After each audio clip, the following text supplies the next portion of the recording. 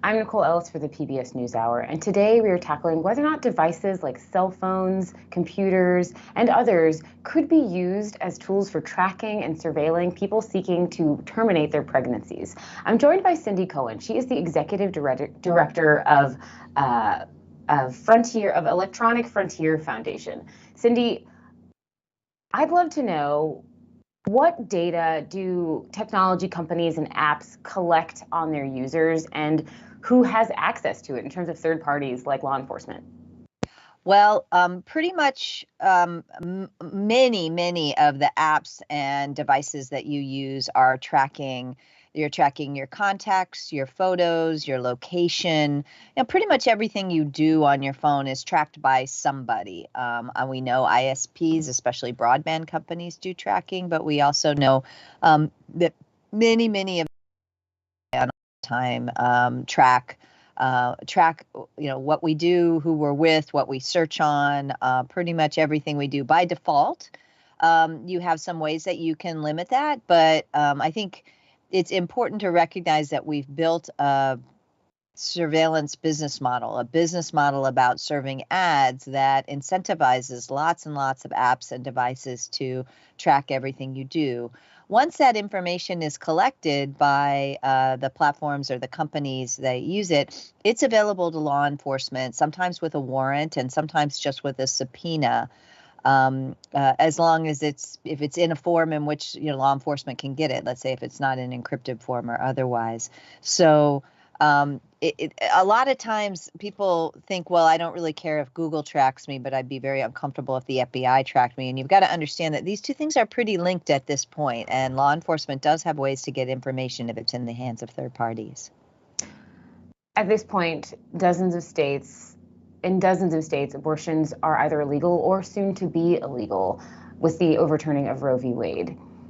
How could information like that be used in looking into and finding out whether or not people are considering getting abortions or terminating their pregnancies? And why does that matter? Well, we've seen a few cases already in places where abortion is severely restricted. What we've seen so far, and again, it's pretty early days, but what we've seen so far is generally a woman or a person, who is seeking an abortion will get turned in, sometimes by a doctor, by a nurse, by a friend, by an ex, and then their phone is seized, and the phone has the information on it. Your phone keeps a lot of this information, and the information on the phone has been used since to demonstrate that a woman was searching for an abortion pill when she presented at a hospital as having a miscarriage. And that information was used to try to demonstrate that the woman didn't miscarry, but instead was seeking an abortion. We've seen other situations in which really people's phones and devices, because they keep a lot of this information, are the first vector that law enforcement will go to try to figure out what's happened here when they've had a complaint. So those are the kinds of things we've seen so far. I think that's likely to be what we'll see in the immediate future. Law enforcement will probably just use the same tools that they use to prosecute other crimes, which is seizing people's phones or their devices and then looking to see their location. Where have they been? Have they been to a place where they can get an abortion? Their own messages. Often people are communicating with friends to try to arrange to get an abortion, or their searches. Period tracking apps have gotten a lot of attention lately because they keep track of very personal fertility and reproduction related data. What risks do those apps actually pose? Well, I think that there may come a time when period tracking apps matter. I would say that they're not the first or second or third or even fourth thing that we're worrying about. I think there's a lot of focus on them because they feel so personal and they're tracking you. But as I pointed out, law enforcement gets people's private and intimate information all the time from their messages, from their searches, from the information that's already on their phone. So I think period tracking apps are something to think about a little bit, but we've got a lot bigger threats right now and a lot more direct threats. Doing things like turning off location services so your phone doesn't keep track and have information about where you are, and that the apps you use don't have that as easy. Turn off your advertising ID. All of our phones have an advertising ID that tracks us around for purposes of selling us ads. EFF has on our website, we have ways to tell people how to turn that thing off so that you're not being tracked for ad purposes, because that information can be used for other purposes. Thinking about if you're someone it's not just someone who's seeking an abortion, but someone who's helping people get abortions, also need to think about what we call OPSEC, operational security. But what that basically means is think about what would happen if somebody seized your phone. Maybe that means you get a second phone for that kind of work if you can afford it. Maybe it means you don't take your phone when you're doing something so that you can't be tracked via it. We just have to recognize that our devices are now tracking devices, and they also track what we search for and who we talk to. And you need to think about, what kind of trail are you leaving for yourself if somebody comes after you? I definitely want to get back to ways that you can protect your data and your privacy and your information. But I also am curious about HIPAA laws.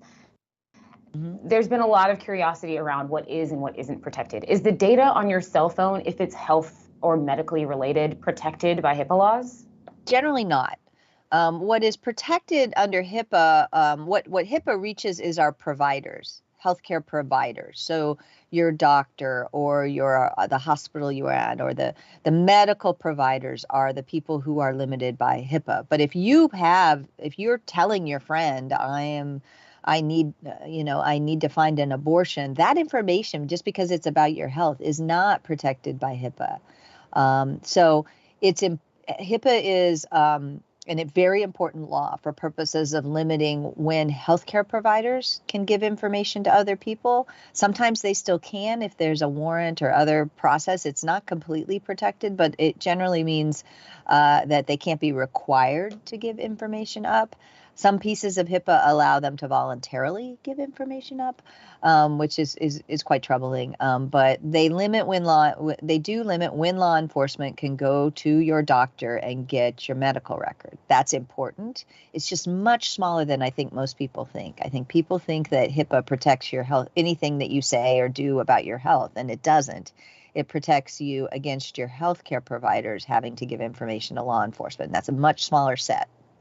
For the sake of clarity, does HIPAA protect people's information in things like period tracking apps or apps that allow you to schedule your doctor's appointments through your phone, like ZocDoc? Is any of that protected?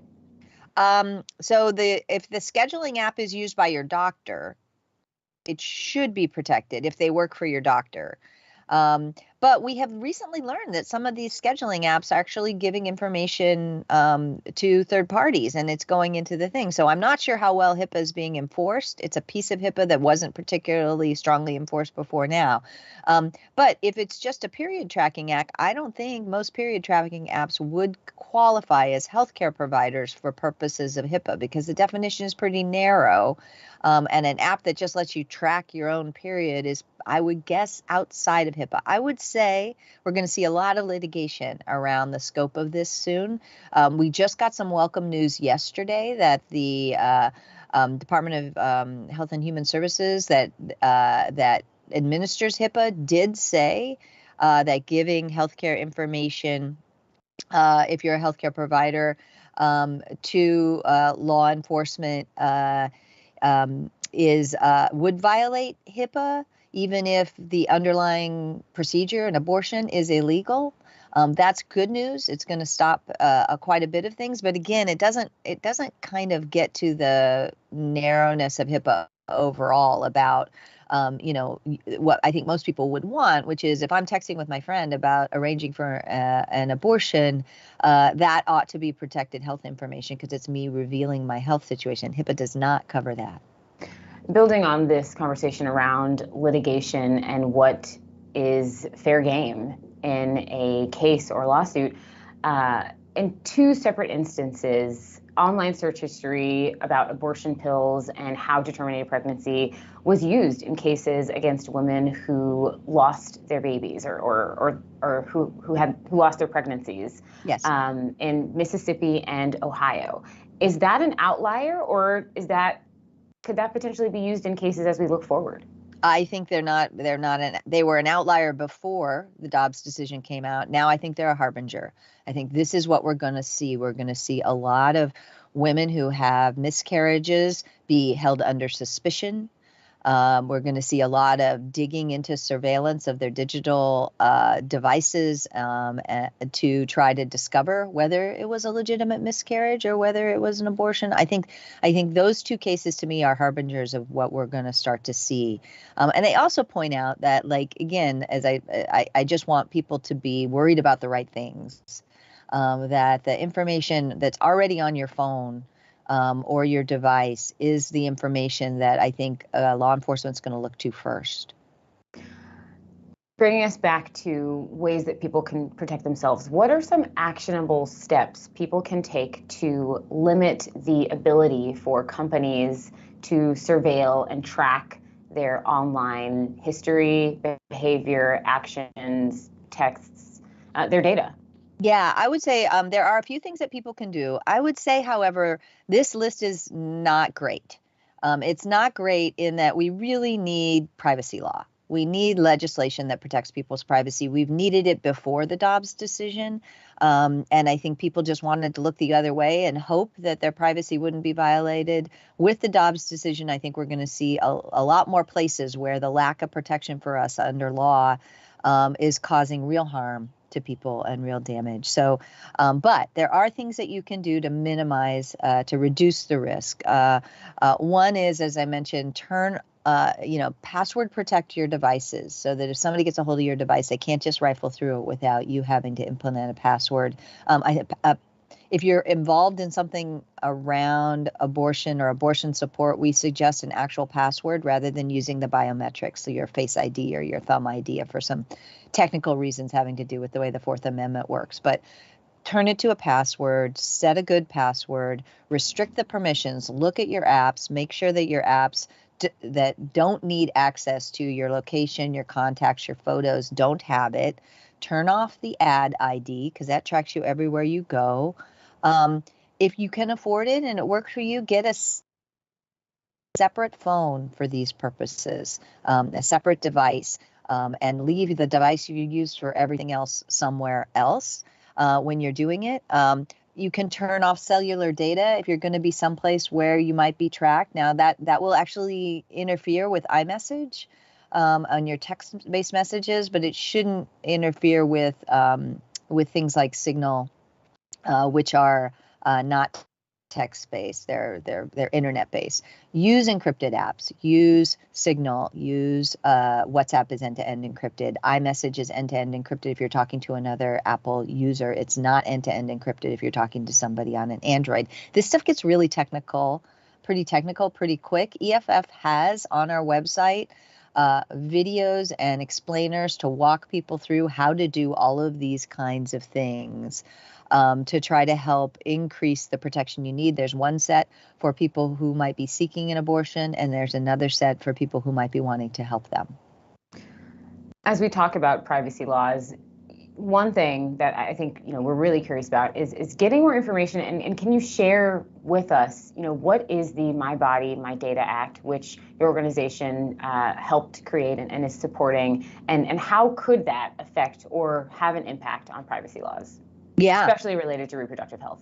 Yeah, we are very proud supporters of the My Body, My Data Act. Again, we should have comprehensive privacy legislation, not this stovepipe privacy legislation. But the My Body, My Data Act really fills in a lot of the holes in HIPAA around our data. So it does what I think most people would like, which is it restricts all entities, not just healthcare entities, but all entities from collecting, using, retaining, or disclosing reproductive health information, except where that's essential to providing you with care.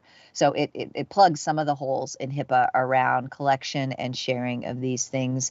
It also protects people who are seeking information. So it'll protect your people's searches and other things that they might do to seek information about their healthcare, which is another area that we expect to see. Attempts to try to criminalize things, to try to criminalize putting up a website that gives people information about how they might seek an abortion or how they might help people get abortions. It also does two other things that we think it's really important. First, it has a private right of action, which means that if somebody breaks this law and it hurts you, you as a person have an access to the courts to vindicate your right. It allows direct accountability to the people who are hurt. That should be a no-brainer in these kinds of privacy laws, but we find a lot of privacy laws are written as if magically by passing a law, nobody would ever violate it, and people don't have direct recourse, or recourse is held by an agency like the Federal Trade Commission or a local attorney general. Our body, our data laws does empower the Federal Trade Commission to enforce it, but it also empowers you to take action to get accountability if somebody violates your privacy. That's a tremendously important thing, we think, to make this bill really create real accountability. And then the last thing that the bill has that we think is really important is that it doesn't preempt federal laws. That's lawyer speak for saying this bill sets a floor for your privacy, but it doesn't set a ceiling. So if a state wants to do more to protect people's privacy and to limit what somebody who collects your health information can do with it even further, they can still do that. And so that this is a federal law creating a floor for your privacy that would apply in all 50 states, but states that want to protect your privacy more would still have space to do that. And that's another thing that we think is important, because we don't think any particular law should set a ceiling on our privacy. As this situation develops, as the law develops, people may discover that they need additional protection.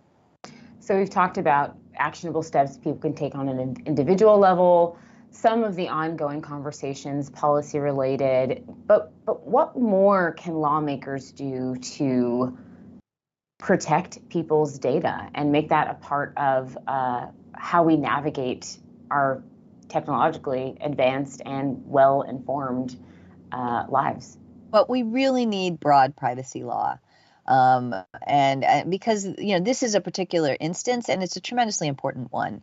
But it's not the only place where people really do deserve privacy, and we need to change course from the way our digital technologies work now, where they track us all the time, they keep that information forever, they sell it, and they use it in ways that we do not understand, we can't control, and we can't do anything about. We need a comprehensive and strong privacy protection. Frankly, we need to take the things that are in the My Body, My Data law and make them more broadly applicable beyond healthcare and reproductive justice. So that's what we need to do. There's no shortage of efforts to try to do that, or models to try to do that. We just haven't had the political will to do it. I hope that this will light a fire under some legislatures, both statewide and nationally, to really put the U.S. and the U.S. law in a position where it respects the privacy of American people. Cindy Cohen, Executive Director of Electronic Frontier Foundation. Thank you so much for your time. I am Nicole Ellis, digital anchor for the PBS NewsHour. Thank you for watching. Thank you.